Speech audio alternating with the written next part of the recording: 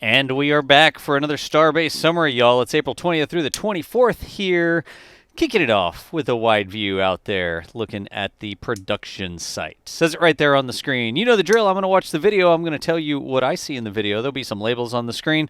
If you want to listen in Dutch, you can change the audio track. If you want to listen in nothing, just the ambient sounds, you can change that as well. Click the little gear and choose a different audio track. It's Klingon if you just want the ambient sounds. There's the sort of assembly yard area back there, looking over the fence. Got a couple work stands. I think those are bound potentially for inside the factory. I guess you can build them outside where you have room and then move them inside for jigs and assemblies to hold components while you assemble them inside.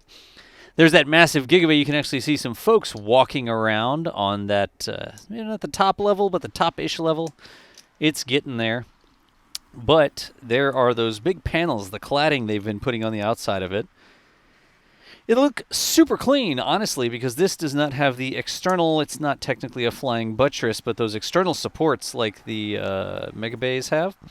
This is just going to be nice and clean, it looks like, on the outside, because they have all the structure inside. At least that's everything I've been saying. Look at that. See that big crossy piece there?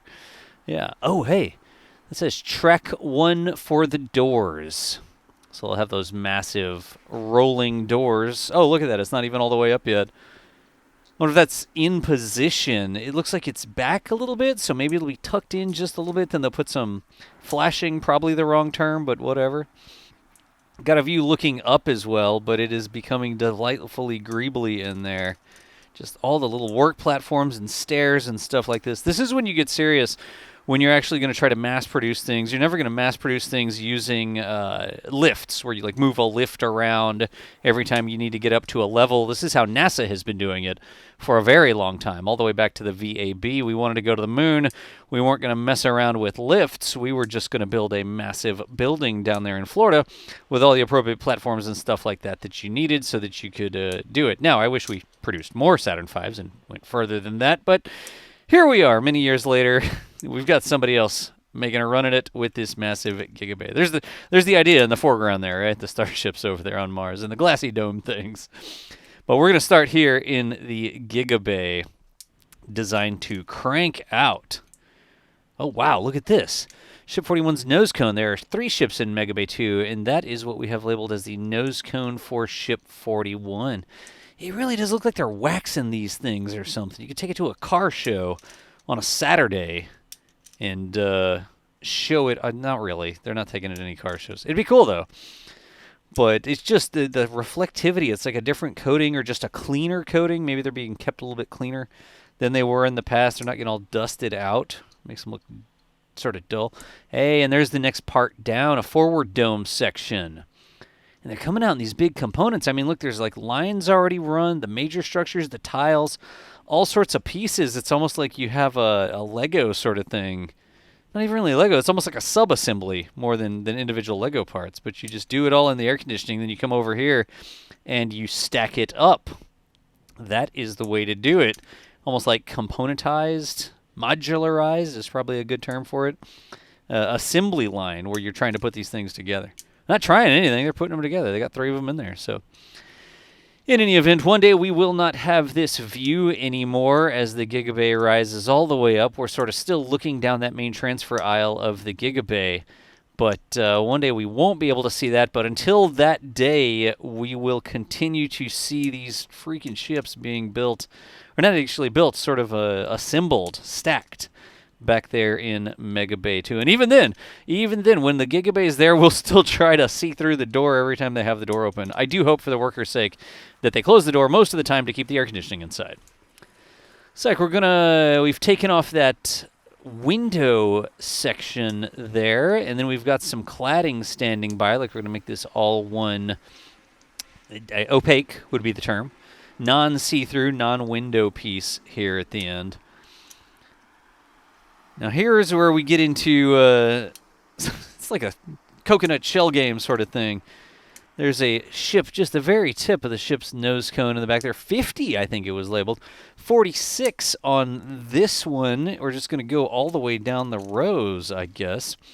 Do appreciate SpaceX putting those big windows there so that we can see the work in progress. That one's ship 49, it says.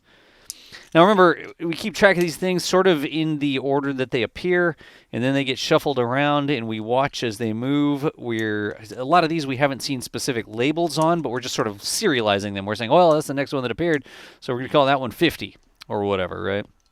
We're just going down all the different assembly stations where they work on these things.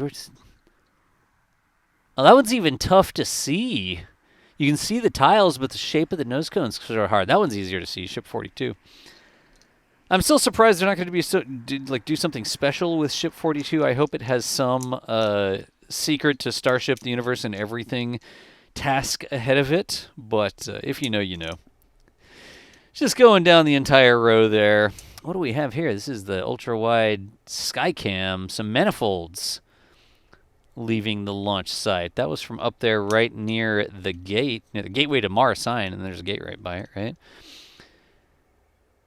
And then we're good track of the Ram truck there. There we go.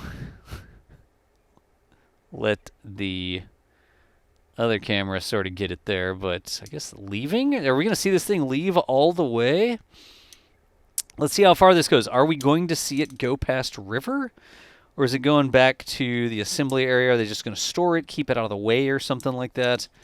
Let's see. I actually don't know. I'll see how much video we get of this part being brought away from the production site. Actually, away from the launch site. It's going towards the production site right now. All right. I guess it's a mystery. We don't have that rest of that video in there. So there's a swivel joint lifted to the ship QD level. All right. Yeah, we must have really been paying attention to catch that thing. Like, what is it, the middle of the night? And this one thing gets hitched up. And then the camera operator's sitting there watching and then actually tracks this thing on the way up. Huh. So there's a swivel joint, and it's going up to the QD area. It's probably so the arm can move, right? You still have flow through that joint. It's not like a flexible hose or anything like that. You just have one axis of rotation, and you need the fluids to flow through that axis, but the arm needs to sort of like swing back and forth while maintaining continuity of the piping, I guess, right? But you really do have to say thank you. I don't know if y'all could help me out down in the comments. Say thanks to the Starbase Live operators who are watching, like not quite 24/7, a lot. Watching an awful lot out there. Always sort of have their eyes on the multi-views, paying attention to what's going on so that they can zoom in and get the different shots for you when things are going on. And then also sometimes it's nighttime and we zoom in like this, and some of these cameras have lived out there for multiple years. And they're not super, super expensive cameras. They're sort of there to catch it. I'm not putting an IMAX camera out there 24/7 on the beach. That would be a terrible idea, especially in some of the spots that we need to put them. So anyways, doing some work, moving some things around. We got some sparks. That's welding. That's so bright there that was welding. That looked like it. Yep. Wow. You can tell. Good thing this poor little security camera dealing with the direct line of sight to the welding arc there.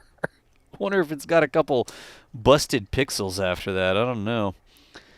Jet grouting rig leaving. We've been seeing them.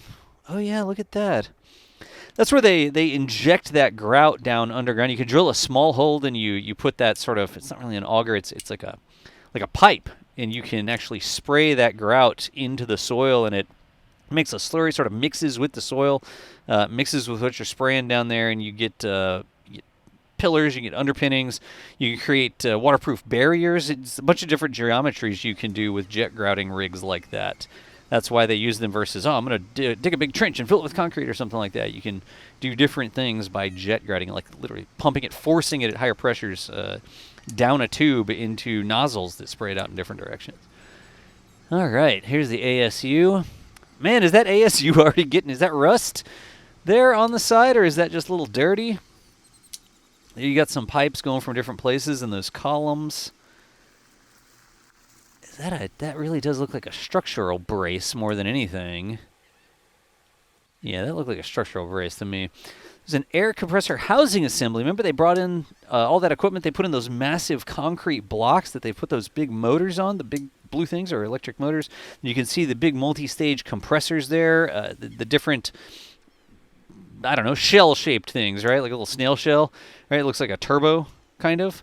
That is driven by the electric motors and compresses things in a couple different stages.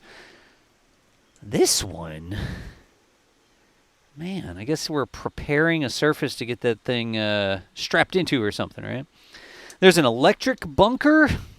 Actually have that on some pilings over there to get it up out of any potential surf. This is closer to the beach than some of the other stuff, but instead of having just containers sitting straight on the ground, you see this with a lot of the oil field equipment. You see a lot of the electric and communications equipment out there on the island, like South Padre Island, stuff like that.